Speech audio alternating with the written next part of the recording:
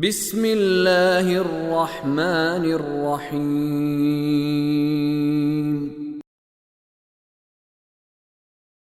كذبت قبلهم قوم نوح وأصحاب الرس وثمود وعاد وفرعون وإخوان لوط وأصحاب الأيكة وقوم تبع كل كذب الرسل فحق وعيد أفعينا بالخلق الأول بل هم في لبس من خلق جديد.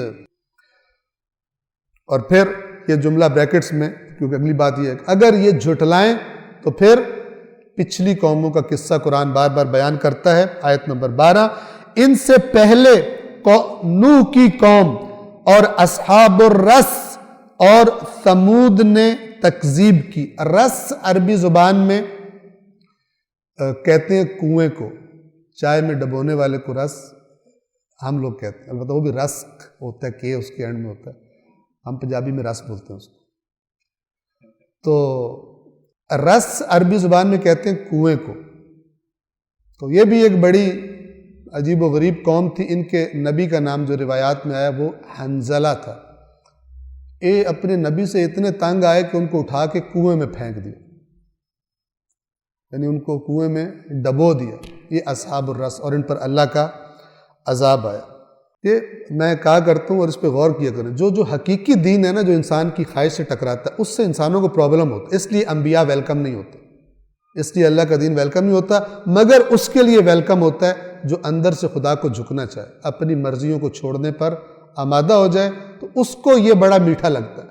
ورنہ امام حسین علیہ السلام بار بار فرماتے تھے کربلا کے راستے میں، لوگ دنیا کے غلام ہیں. رپورٹ ملتی تھی نا، وہ چھوڑ گئے، بے وفائی ہو گئی، مسلم مارے گئے، کوفیوں نے بے وفائی کر دی، یہ ہو گیا فلاں، جو آ رہا کہہ رہے مت جائیں. ان کے دل تو آپ کے ساتھ ہیں لیکن تلواریں آپ کے خلاف اٹھیں گی.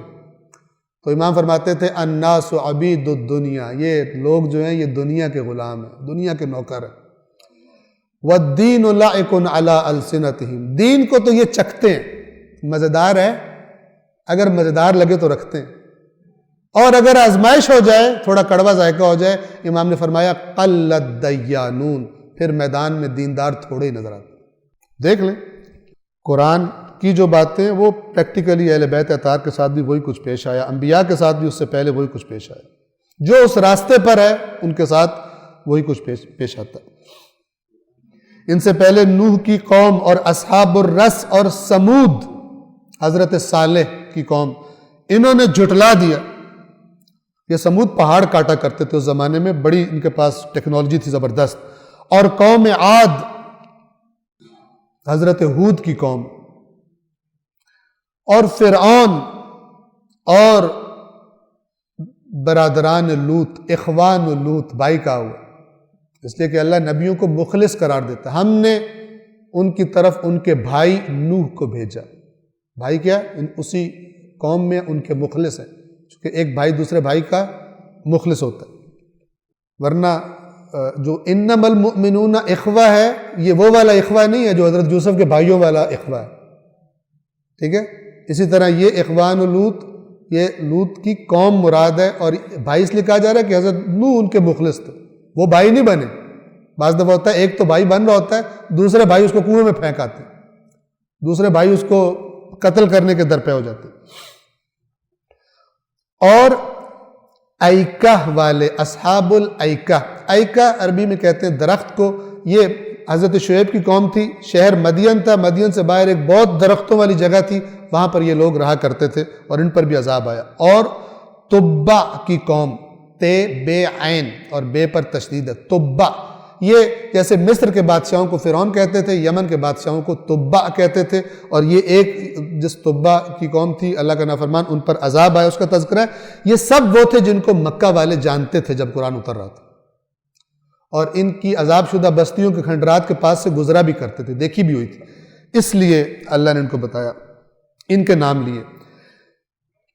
اور ایکا والوں اور تبع کی قوم نے بھی سب نے رسولوں کو جھٹلایا، تو میرا عذاب ان پر حق ہو گیا، لازم ہو گیا. پھر میں نے ان کو یعنی عذاب میں پکڑ لیا. کیا ہم پہلی بار خلق کر کے تھک گئے کہ تم کہہ رہے ہو دوسری بار نہیں کریں گے؟ ٹھیک ہے نا. یہ پھر وہی ہے جو میں نے آپ کو عرض کیا تھا، اللہ فرماتا ہے کہ کیا انہوں نے نہیں دیکھا کہ جس اللہ نے آسمانوں اور زمین کو بنایا ہے اور عاجز نہیں ہوا، یہ جو ہے نا عینا، وہاں پر بھی ولم یعیا یہی لفظ ہے بخلقہن، یہ آئی عربی زبان میں اس تھکاوٹ کو کہتے ہیں کہ جو کوئی سخت کام کرنے کے بعد انسان پر طاری ہوتی ہے۔ اللہ فرماتا ہے کہ یہ بنا کر ہم تھک گئے، عاجز ہو گئے، اب ہم سے اٹھا نہیں جائے گا دوبارہ اتنا بڑا کام کرنے کے لیے۔ کیا ہم پہلی بار کی تخلیق سے عاجز ہو گئے تھے؟ بلکہ ہم عاجز نہیں ہیں، بلکہ یہ لوگ دوبارہ جدید یعنی نئی تخلیق کے بارے میں شک میں پڑے ہوئے، ان کو اس کا شک ہے۔ ہم نہیں تھکے، ہمارے لیے دوبارہ بنانا کچھ مشکل نہیں ہے۔ صدق اللہ العلی العظیم۔